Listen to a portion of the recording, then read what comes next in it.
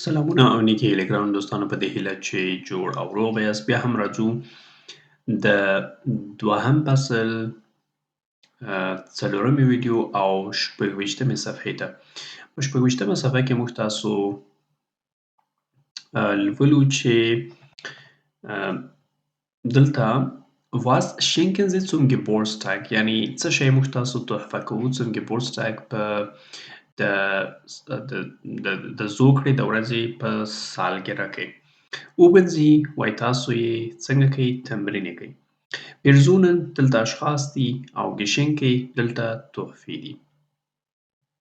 مثلا وایي د دو دپاره موږ تاسو du deinem Vater مثلا وایي چې د تا پلار deinem Vater د تا پلار دلته بیا هم possessive article im Dativ استفاده شوی. هیله ده چې تاسو possessive article im Dativ درس د ګرامر په درسونو کې وګورئ ترڅو بیا دلته بیا ښه سر پرې خلاص شي.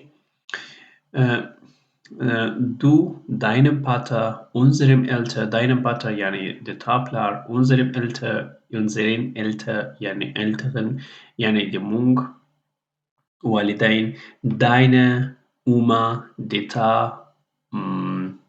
نیا یا انا eure Tante یعنی دلته د تاسو خاله. او دلته بیا لرو چې ein Buch یعنی په Geschenke یا تحفو کې لرو چې ein Buch یو کتاب einen Blumenstrauß یعنی د ګلونو یوه ګېډۍ eine CD یوه CD شکولade کاکاو چاکلیټ eine Reise یو سفر ein Hemd یو یخنقاق. مثلا دلته اوس موږ تاسو څنګه پوښتنه کوو او څنګه ځواب یې ورکوو. وایي چې was schenkst du deiner Oma یعنی ته یعنی دغه د Geburtstag یا د د زوکړې د ورځې د سالګرې په مناسبت باندې ته خپلې نیا ته څه شی تحفه کوي. was schenkst du deiner Oma څه شی تحفه کوي ورته. دلته ورته وایي چې einen Blumenstrauß یعنی د ګلونو یوه ګېډۍ. د دې په ځای باندې مثلا تاسو دلته ویلی شئ چې was schenkst du deiner Vater ته خپل پلار ته څه شی تحفه کوي بیا په تحفه کې ورکوي. دلته ورته وایي چې einen دلته Blumenstrauß دی دلته ورته وایي چې ein Buch مثلا eine CD هر شی کولی شي یا ein Hemd ویلی شي دلته. اوس راځو بیا هم بل درس ته بل دی موږ تاسو لرو چې Personen beschreiben یعنی اشخاص په باره کې باندې معلومات ورکول یا توضیحات ورکول. Adjective im Dativ adjective یا صفت په مفعولي غیر مستقیم حالت کې. Erinnern Sie sich an das Video zu Studio D1 وای آیا erinnern Sie sich وای آیا د تاسو په یاد ده an das Video هغه ویډیو zu Studio D1 د Studio D کتاب د A1 د Studio D کتابونو د لړۍ د A1 په کتاب کې یا د A1 په کتاب کې. Wer ist der Mann mit dem blauen T-Shirt وای څوک دی دغه سړی په آبي یخنقاق کې. mit dem blauen T-Shirt دلته د T-Shirt هغه چې دی دیر دی article دیر په داتیو کې موږ تاسو ویلی وو چې په دیم باندې بدلیږي او adjective په داتیو حالت کې همیشه an په آخر کې اخلي همیشه an. مثلا دلته blauen راغلی په دې جمله کې بیا blonden راغلی. مثلا wer ist die Frau mit den blonden Haaren وای هغه ښځه څوک ده چې زیړ ویښتان لري. mit den دی دی دی په داتیو کې یعنی جمع دی جمع په داتیو کې په دین باندې اوړي دلته دین ته اوښتی او blonden د adjective سره همیشه an په آخر کې راځي. دا یو قانون دی. بل دی wer ist die Frau mit der schwarzen Hose وای ښځه څوک ده چې تور پتلون لري. دلته دی هوزه دی دی په adjective په داتیو کې په دیر باندې اوړي نو دلته دیر استفاده شوی او د adjective سره بیا هم an په آخر کې راغلی. اوس دا چې دا څوک دي تاسو ورته ځوابونه ورکئ. دلته لیکلی دې ته ماتیاس دی او دا چې دا یوستونا ده او دا بله چې ده کاتیا ده. ښه اوس دلته دی په B برخه کې وایي چې Erinnern Sie sich an Petras Familie وایي آیا د تاسو د پیټرا کورنۍ په یاد ده؟ Sehen Sie das Foto auf Seite 22 an وایي وګورئ هغه تصویر په 22مه صفحه کې. Wo ist die Frau in dem blauen T-Shirt hinten links وایي هغه ښځه څوک ده؟ یعنی د 22مې صفحې تصویر تاسو وګورئ او په هغې کې بیا دغسې سوال په دې ډول باندې تاسو سوال کولی شئ چې مثلا Wer ist die Frau in dem blauen T-Shirt hinten links وایي هغه ښځه څوک ده چې په آبي خانقاه کې ده hinten links شا طرف ته او چپ ته موقعیت لري. بل دی Wer ist der Mann in dem karierten Hemd وایي هغه سړی څوک دی چې چارخانه‌یي یا څلورخانه‌یي یا خانقاه لري in der Mitte په منځ کې چې موقعیت لري او یا هم دا فورن هغه په مخ ته چې موقعیت لري. ښه راځو بل موږ تاسو دلته لرو په دې کې وایي چې په C بخش کې وایي چې ergänzen Sie die Regel وایي ډک کړئ دغه قانون. دلته وایي چې ریګل یعنې دلته یو خانه خالي ده قانون هم دلته پورته وویلی وایي دلته یې ډک کړئ چې څه شی راځي په دې خالي کې. وایي چې ریګل قانون adjective im dativ mit article وایي adjective په مفعولي غیر مستقیم حالت کې د article سره.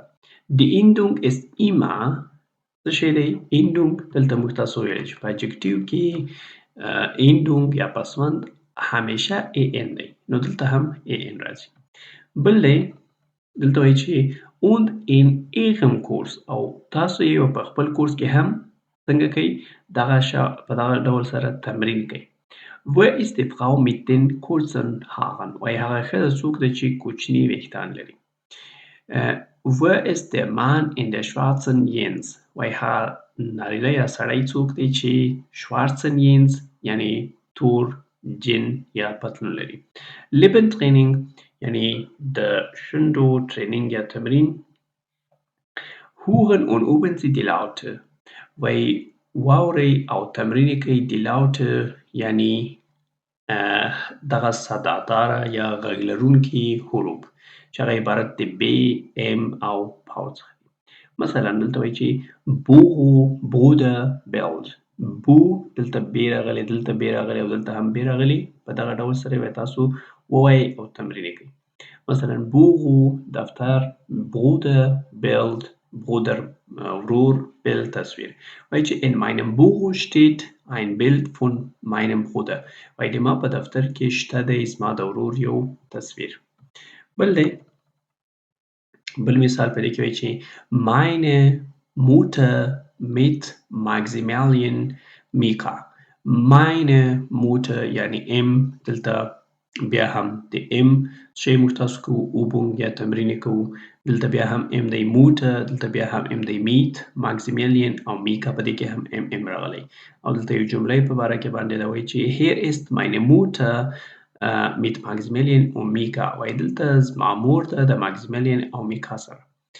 Wem wollen Wochenende wandern Wem یعنی څوک wollen غواړي Wochenende د هفتې په آخر کې یا د هفتې د اخرنۍ رخصتۍ ورځې چې وي په بعضو ملکونو کې مثلا د پنجشنبې او جمعې ورځ وي په بعضو ملکونو کې د شنبې او یکشنبې ورځ وي. Wandern یعنی پیاده روي یعنی پروتک. Mit wem wollen wir am Wochenende wandern gehen وایي د چا سره وایي موږ تاسو غواړو چې د چا سره د هفتې په آخر یا د رخصتۍ په ورځ کې wandern یعنی پیاده روي ته لاړ شو.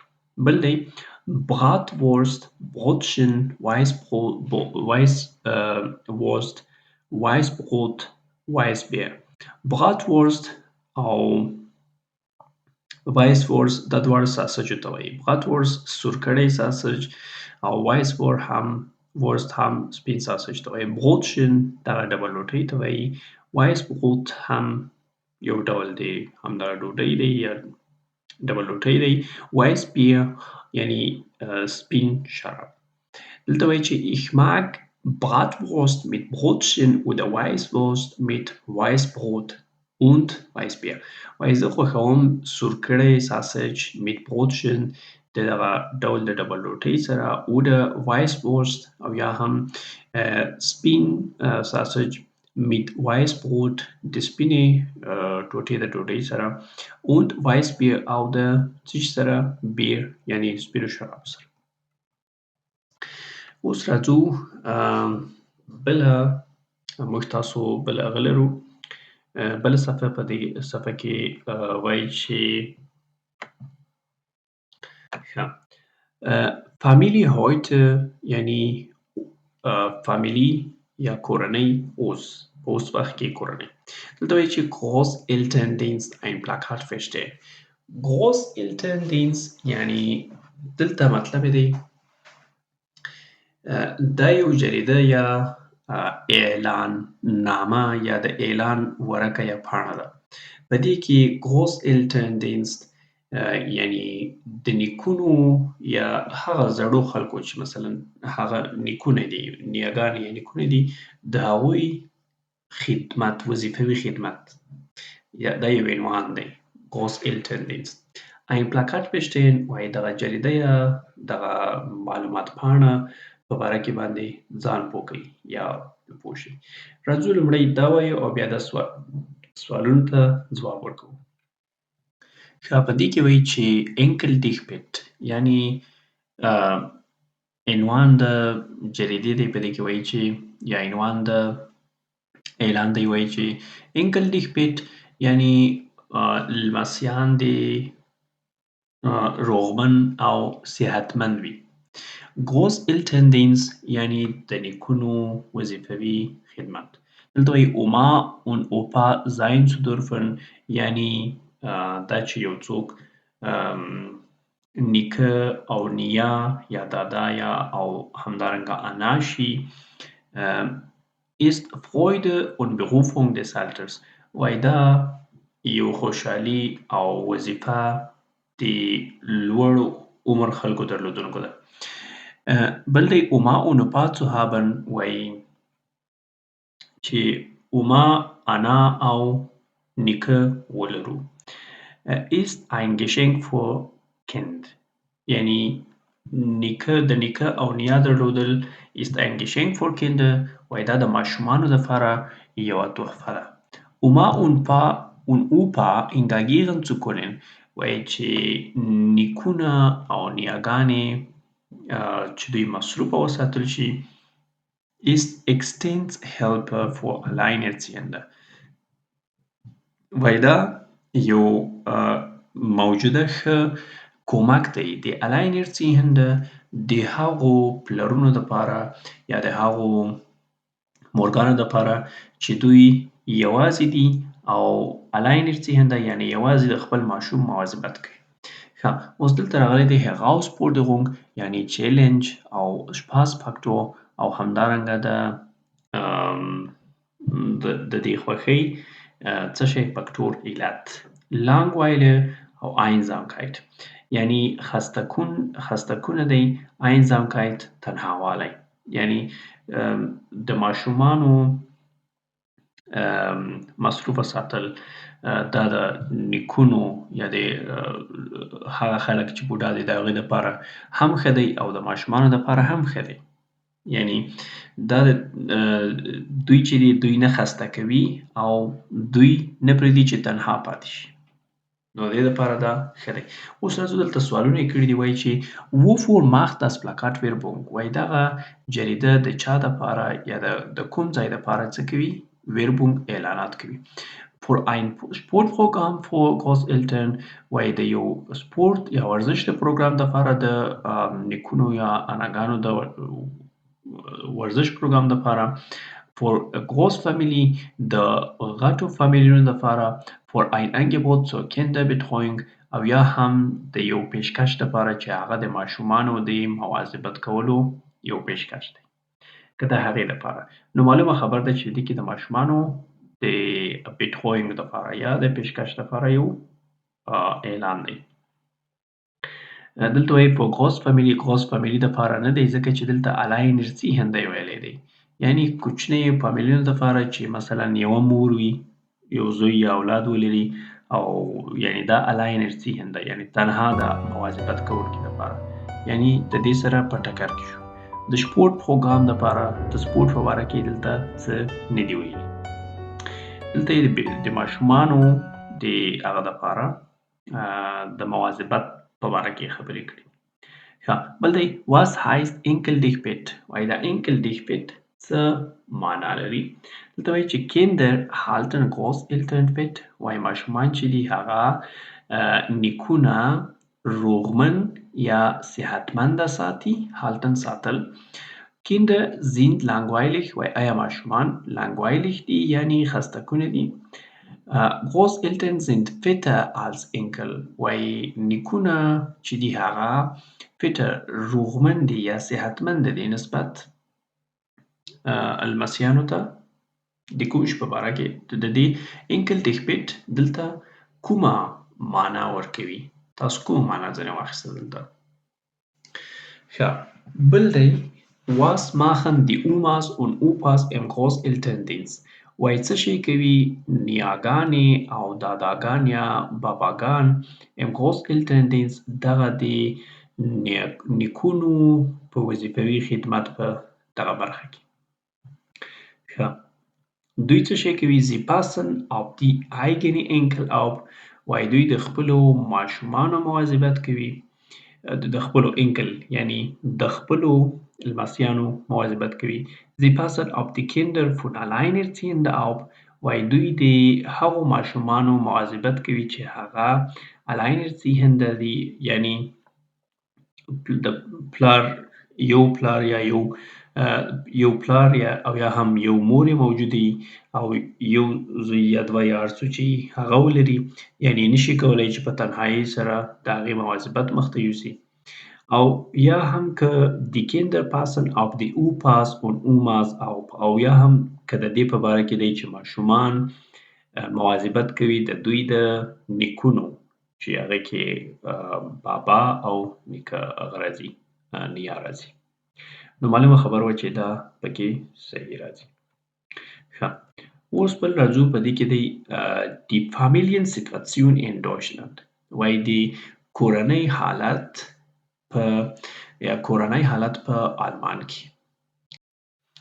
ښه، دلته وایي چې sehen Sie die Grafik an und lesen Sie den Text وایي وګورئ دغه ګرافیک ته یا دغه تصویر دلته یا سروې چې ده دې ته وګورئ und lesen Sie den Text او ولولئ دغه متن بیا. sprechen Sie im Kurs او په کورس کې به د دې باره کې باندې خبرې وکړئ. دلته وایي چې Familienleben یعنی کورنی ژوند in Deutschlands Haushaltsleben یعنی په آلمان کې کورنی ژوند یا په آلمان کې د فامیلونو یا په کور کې ژوند کول. ښه، دلته وایي چې اوس راځو دې ته. لومړی دلته د ګرافیک وایي په دې کې لیکلی دی چې ohne Kinder یعنی دومره خلک چې دي دا ohne Kinder دي یا پرته له ماشوم څخه دي. mit einem Kinder دومره خلک چې دي دغه تعداد باندې خلک دا بیا یو ماشوم لري mit einem Kinder. mit zwei Kinder دومره خلک چې دي دا بیا دوه ماشومان لري. بل دی دې خواته ورکړي mit drei Kinder دومره تعداد خلک چې دي یا نفوس د خلکو چې دی هغه درې ماشومان لري. mit vier und mehr Kinder او دومره تعداد خلک چې دي هغه درې او یا هم تر څلور او یا هم تر څلورو زیات ماشومان لري. دا یو سروې so viele Alleinerziehende یعنی ډیر زیات Alleinerziehende داسې مور او پلار شته دي چې مثلا تنها مور وي او یا هم تنها پلار وي او دوی د ماشومانو مواظبت یا ساتنه کوي. so viele Ehepaar او ډیر زیات په ډیر زیات تعداد یا شمیر سره Ehepaare یعنی خاوند او ښځه دې دواړو ته Ehepaar وایي. Ehepaar یعنی جوړه یې ښه کلمه ورته کېدای شي. دلته وایي چې immer weniger Kinder عنوان دی وایي چې immer weniger Kinder یعنی همیشه کم ماشومان. Deutschland hat zu wenig Kinder یعنی آلمان چې دی وایي ډیر کم ماشومان لري. viele junge Leute wollen keine Kinder یعنی زیاتره ځوان خلک چې دي هغوی ماشومان نه غواړي. weil sie andere Prioritäten haben. وایي ځکه چې دوی نور څه شی لري؟ Prioritäten یعنی نور مخکېتوبونه لري. دوی ته نور داسې څه شته چې هغه د دوی دپاره اهمیت لري. تر ماشومانو دوی ته هغه ډېر اهمیت لري. کولای شو لومړیتوبونه ورته وایي. یعنې دوی ته نور ډېر داسې لومړیتوبونه شته دي چې تر ماشومانو ورته اهمیت لري. بل دی مثلا د مثال په ډول سره دلته ورکړي دي چې Ausbildung دی، Beruf وظیفه ده، Freizeit او خالي وخت دی. Die Verbindung von Familie und Beruf ist für Männer und Frauen schwer. وایي der ارتباط د Verbindung von Familie und Beruf یعنې د ارتباط د کورنۍ یا فامیل او د وظیفې ترمنځ چې دی ist für Männer und Frauen schwer. وایي د نارینه‌وو او ښځینه‌وو دپاره دا څنګه دی؟ دا مشکله ده. Es gibt zu wenig Plätze in Kindergärten. یعنې وایي دلته وایي ډېر کم خالي ځایونه په کودکستانونو کې یا وړکتونونو کې موجود وي. Und die Öffnungszeiten sind für Menschen im Beruf problematisch. او د دې دغه شروع کېدونکي وختونه چې دي یا د kindergarten sind für Menschen دا د خلکو دپاره د هغو خلکو دپاره چې هغه په وظیفه کې دي problematisch مشکل وي. نو دا موږ تاسو متن وویلې او دلته مو ګرافیک کې وکتل چې څومره په کوم تعداد خلک سره څومره زیات تعداد سره خلک د پرته له ماشوم څخه دي. یعنې چې دوی ماشوم نه غواړي ځکه چې دغه مشکلات دوی لري او دا لومړیتوبونه دوی ته موجود دي. او دومره تعداد خلک یا نفوس چې دی هغه یو ماشوم لري او دومره نفوس چې دی هغه دوه او دومره نفوس چې دی هغه هم 3 ماشومان لري او دومره ډېر کم نفوس چې دی هغه څو ماشومان لري؟ 4 او بیا هم د هغې څخه زیات ماشومان لري. بل دی اوس دلته راځو ریډیمیټل بیا هم د خبرو اترو ابزار دي. وایي چې eine Grafik auswerten یعنې د یو ګرافیک یعنې دغه ګرافیک چې دی د دې څه کول auswerten ارزیابي کول. دلته وایي چې die Grafik zeigt یعنې اوس دا ګرافیک دی دلته دا د امتحان کې یو مهمه برخه ده. مثلا تاسو ته یو عکس درته یا تصویر داسې د تصویر درته وړاندې کوي درته وایي چې دا تشریح کړه. مثلا دا تصویر دی. دا تصویر تاسو د دغه ابزارو په واسطه سره د خبرو اترو د ابزارو په واسطه یا دغه جملو په واسطه سره تاسو په ښه ډول سره کولی شئ چې تشریح کړئ. مثلا دلته وایي چې die Grafik zeigt یعنې دا ګرافیک چې دی دا ښیي چې څنګه دی؟ دا ښیي چې viele Familien nur ein Kind haben. چې یعنې وایي زیات ماشومان تنها زیات فامیلونه تنها یو ماشوم لري. Man kann sehen dass وایي سړی لیدلی شي یعنې د ګرافیک کې سړی ویني چې یا څوک ویني چې dass viele Familien keine Kinder haben چې زیات خلک هیڅ ماشوم نه لري. بل دی ich denke dass die Familien früher mehr Kinder hatten.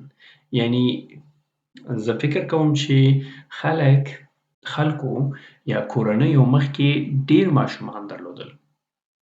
یعنې په دې ډول سره مثلا تاسو خپله د دې په باره کې خپله یو نظریه څنګه کولی شئ څرګندولی شئ چې مثلا ich denke dass د das په واسطه سره موږ تاسو ته د ګرامر په درسونو کې das ویلی دی چې څنګه کولی شو د دې په واسطه سره یو نظریه څرګنده کړو. اوس د دې ګرافیک په واسطه سره تاسو کولی شئ چې د دغه جملاتو په کومک سره خپلې نظریې څرګندې کړئ.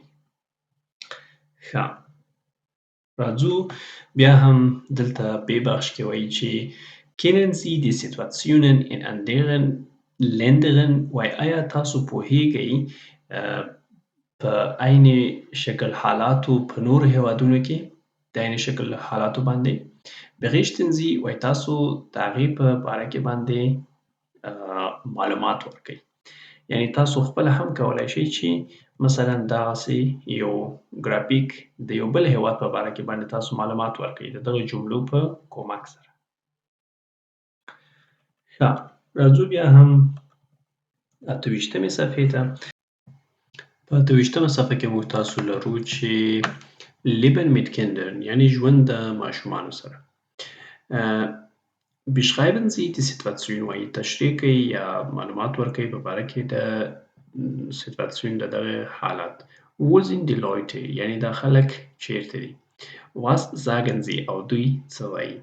ښه، راځو دلته ورته وایي چې meine lieben Mieter یعنی زما محترمه Miete کرایه‌داره. دا د کور خاوند دی او دا هم په کور کې چې اوسېږي کرایه‌داران دي د دوی سره جنجال دی. اوس دلته راځو auf der Treppe یعنی په زینو کې im Treppenhaus.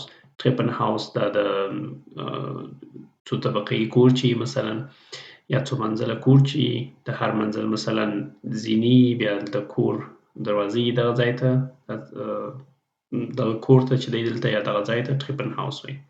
In der Wohnungstür یعنی د کور په دروازه کې څوک دي. د کور یعنی د کرایه‌داره ښځه ده او دا یې هم سړی وي.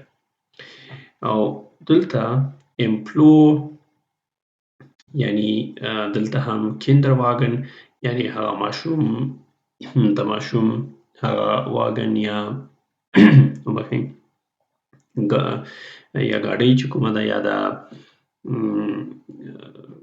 کراچۍ ورته وایي یا څه چې ورته وایي دا چې کوم دی دا په پلور باندې دلته ولاړ دی یا په غولي باندې. او دلته چې دی auf dem Boden په فرش باندې څه شی دي دا دی یعنی دلته ګورئ دا دلته په زینو کې توپ کوي او دا هم بې ځایه ولاړ دی او دا هم بې ځایه دی. نو دلته د همسایه‌ګانو د دې کور والا سره جنجال دی. ښه، دلته وایي چې lesen Sie den Text und sammeln Sie Informationen über die Personen. وایي تاسو ولولئ دغه متن او جمع کړئ یا جمع‌آوری کړئ د Sie Informationen معلومات über die Personen د اشخاص په باره کې باندې. ښه، اوس دلته راځو وایي چې Nachbarn gegen Kinderlärm وایي Nachbarn یعنی همسایه‌ګان په هغه همسایه‌ګان چې په ضد د ماشومانو د چیغو یا د ماشومانو د شور ماشور په ضد دي. Familie Gopel muss raus. دوی وایي چې Familie Gopel یعنی د ګوپل فامیلي یا کورنۍ چې ده هغه باید د کوره ووځي. raus یعنی د کوره ووځي. دلته راځو بل دی متن ته راځو وایي چې seit 2 Jahren lebt Familie Gopel jetzt in der Bergmannstraße. وایي د 2 کلونو راهیسې د ګوپل فامیلي یا کورنۍ اوسېږي په Bergmannstraße یا اپارتمان کې. Die Gopel haben 3 Kinder. وایي die Gopels وایي ګوپلز چې دی 3 ماشومان لري. یو یې ده انیا 1 کلنه، سوینیا 5 کلنه او مارټین 11 کلن. Jetzt will die Familie ausziehen. وایي اوس غواړي دا کورنۍ یا فامیل چې ووځي د کوره. Es geht nicht mehr وایي نور نو نه کېږي. Wir kommen mit manchen Nachbarn nicht klar. وایي نور موږ د بعضې همسایه‌ګانو سره جوړ نه راځو. Sie können einfach die Kinder nicht akzeptieren. وایي زموږ همسایه‌ګان چې دي هغه ماشومان نه قبلوي یا نشي کولی چې ماشومان نور قبول کړي. Sagt Marita Gopel. وایي دا وویل Marita Gopel. Es gibt immer Streit. یعنی وایي دلته وایي همیشه دلته شور ماشور یا غال مغال د ماشومانو موجود وي. Manche Nachbarn stört. یعنی دغه غال مغال چې دی دا بعضې همسایه‌ګان څنګه کوي د بعضو همسایه‌ګانو مزاحمت کوي. Dass der Kinderwagen oft im Flur steht. دوی وایي چې Kinderwagen یا دا د ماشومانو واګن یا دا کراچۍ چې ده دا همیشه په پلور باندې موجوده وي یا هلته ولاړه وي. Die Wohnung ist zu klein. او Wohnung چې دی یا کور چې دی هغه ډېر کوچنی دی. aber meistens geht es Martin. وایي اکثره وخت چې د شکایت موجود وي د مارتین په باره کې باندې. Ich finde, dass ein ganz normales Kind ist. وایي ماته دا معلومه شوه چې دی یو مارتین چې دی هغه یو نورمال ماشوم دی. Sagt Frau Gopel. دا وویل Frau Gopel. Ihr hört gern Musik. وایي هغه خوښوي چې موزیک واوري. Aber die Nachbarn sagen ولې همسایګان وایي dass seine Musik zu laut ist چې د ده موزیک ډېر په لوړ آواز وي. Er spielt oft mit seinen Freunden وایي im Hof. وایي دی بازی کوي یا ساتیري کوي mit seinen Freunden د ده د ملګرو سره im Hof په سرای کې und manchmal auch im Treppenhaus او زیاتره وختونه هم په زینو کې یا د کور دروازې مخته د دوه زینو دغه ځای چې د کور دروازې مخته د زینو سره. Das ist gegen die Hausordnung. وایي دا چې دی د ساتیري کول وایي دا د کور د اوسېدلو د قوانینو مخالف دي دا کارونه. Es sind eben Kinder. دا ورته وایي چې وایي دا حتی لا ماشومان دي یعنی ماشومان دي دوی نه پوهېږي. Natürlich sind Kinder oft laut. وایي واقعا چې ماشومان اکثره وختونه په لوړ آواز وي. Einmal haben die Nachbarn sogar die Polizei gerufen. وایي یو وار حتی چې همسایګانو پولیسو ته زنګ وواهه یا وهلی و. Aber jetzt ist Schluss. ولې وایي اوس چې دا خبره خلاصه ده نوره. Sagt der Gopel. وویل ډیرک ګوپل چې دا د Frau Gopel خاوند دی. Seit 3 Monaten suchen wir eine Wohnung. وایي د 3 میاشتو راهیسې موږ یو په یو کور پسې ګرځو. Das ist aber gar nicht so einfach mit 3 Kindern. وایي دا د 3 ماشومانو سره دا اسانه نه ده. Letzte Woche habe ich bei 20 Vermieterinnen angerufen. وایي تېره هفته موږ 100 کرایه ورکوونکو ته یعنی هغه څوک چې کور په کرایه ورکوي د کور مالکانو ته وایي موږ زنګونه ووهل. Die meisten waren ganz freundlich. وایي زیاتره یې ډېر دوستانه وو.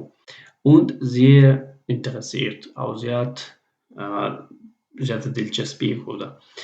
Die Miete war okay. وایي کرایه هم صحیح وه. Aber als ich gesagt habe ولی کله چې ما ورته وویل dass wir 3 Kinder haben چې موږ 3 ماشومان لرو war das Gespräch meistens schnell vorbei. نو وایي د موږ دا خبرې اترو زر پای وموند. یعنی کله چې موږ د 3 ماشومانو باره کې ورته وویل نو خبرې تیزې او ختمې کړې. Ich glaube, dass es mit 2 großen Hunden leichter ist. وایي زه فکر کوم چې د 2 غټو سپیانو سره اوسېدل اسانه دي. مطلب یې دا دی خو نه ماشومان درلودل. Blitz fragt. Blitz دا یوه څه شی دی یو ریډکسیون یو برنامه کیدای شي برنامه ده. وایي چې دا پوښتنه کوي چې wer hat eine Wohnung für Familie Gopel. وایي څوک د فامیلی ګوپل یا د ګوپل کورنۍ دپاره یو کور لري چې په کرایه ورکړي. Zuschriften unter CB 417 an die Blitzredaktion. وایي موږ ته دې په Zuschriften یعنی په لیکلي ډول باندې د موږ ته په دغه ادرس باندې ولیکي که څوک کور لري. ښه بل دی راځو دلته موږ تاسو 29مې صفحې ته. په 29مې صفحه کې لرو په C برخه کې warum streiten die Nachbarn. وایي اوس دلته موږ تاسو دغه متن ولولو. اوس دلته پوښتنې کړي دي په دې باره کې باندې. وایي ولې همسایګان جنجال کوي. Notieren Sie دلته تاسو ولیکئ کومو دلایلو په اساس باندې دوی جنجال کوي. Kritik von den Nachbarn یعنی د دوی هغه چې وو کریټیک تاکیدات یې چې وو انتقادات یې څه دي د همسایګان څه انتقادات لري هغه به دلته ولیکئ. Argumente von Family Gopel او Family Gopel د هغې په مقابل کې څه ځواب ورکوي هغه به دلته ولیکي. ښه راځو وروسته د هغې څخه neben Sätze mit das یعنې فرعي جملات د das سره Grunde ausdrucken د دې په واسطه سره موږ تاسو کولی شو چې Meinungen ausdrucken Meinungen یعنې خپله یو نظریه د دې په باره کې سره موږ تاسو څرګنده کوو. دا د ګرامر برخې په درسونو کې شته تاسو یې په هغه کې وګورئ. ښه ein Rollenspiel vorbereiten و یو رول ادا کولو دپاره ځان آماده کول vorbereiten ځان آماده کول. Sammeln Sie weitere Argumente وایي تاسو جمع ولیکئ نورې argumente د خبرې اترې هم. Kinder brauchen Platz وایي ماشومان چې دی هغوی ځای ته ضرورت لري یعنې د دوی د ساتیرۍ دپاره ځای ته ضرورت دی. نو بل چې دا ورته وایي man kann mittags nicht schlafen دا ښځه وایي چې سړی د غرمې خوب نشي کولی یعنې د غرمې نه خوب نشي کولی د ماشومانو د شور ماشور او غالمغال دغسې. دا بل سړی بیا وایي چې یعنې دا د دوی د ماشومانو په مقابل کې د دوی هغه دي argumente یا خبرې دي یا د دوی انتقادات ویلی شو. Kinder stören mich nicht دا وایي چې ماشومان ما نه زما مزاحمت نه کوي یا ما نه فضابوي aber Martin muss seine Musik leiser machen وایي چې مارتین باید د هغې موزیک یو څه اواز یې کم کړي leiser یعنې اواز یې کم کړي. بل دی Kinderwagen im Treppenhaus das ist gegen die Hausordnung دا ورته وایي چې Kinderwagen دا د ماشومانو واګن چې دی وایي هغه په Treppenhaus یعنې دا د زینو د دوو زینو ترمنځ چې کوم ځای وي وایي په دغه کې چې کوم دی das ist gegen die Hausordnung وایي دا د کور د اوسېدلو د قوانینو خلاف دی. دا د دې انتقاد دی. راځو وروسته چې دی بیا وایي چې په دې برخه کې wählen Sie eine Rolle und spielen Sie وایي تاسو د دې څخه یو رول خپل ځان ته واخلئ او بیا یې بازي کوئ یعنې بیا هغه رول ولوبوئ. تاسو مثلا تاسو دغه سړی یاستئ خپل دلیل د دې په باره کې باندې مثلا وړاندې کوئ چې ولې تاسو ماشومان نه غواړئ یا څه دلیل لرئ. ښه دلته وایي چې Redmittel یعنې د خبرو اترو ابزار seine Meinung ausdrucken یعنې خپله نظریه څرګندول. څنګه کولی شو خپله نظریه څرګنده کړو د das په واسطه سره چې د ګرامر په برخه کې دا موږ تاسو ویلی دی. دلته بیا هم مثلا وایي چې ich finde dass Kinder Platz brauchen یعنې زه دې نتیجې ته ورسېدم چې ماشومان ځای ته ضرورت لري. Ich meine یعنې زه په دې نظریه یم dass Kinder Platz brauchen. Ich denke, ich glaube یعنې دغه ټول تاسو کولی شئ لومړی استفاده کوئ وروسته das په واسطه سره بله جمله ورسره خپله نظریه د das په واسطه سره وړاندې کوئ. دا مهم دي هم په خبرو اترو کې یعنې محاورې بخش کې او هم په لیکلو بخش کې. Ich finde dass بیا وروسته د هغې څخه خپله نظریه جمله ich meine, ich glaube, ich denke, es ist richtig, dass ich hoffe, dass دا ټول ډېر مهم نقاط دي چې باید تاسو یې زده کئ په محاوره بخش کې استفاده کوئ او همدارنګه د لیکلو په بخش کې دا ټول استفاده کوئ.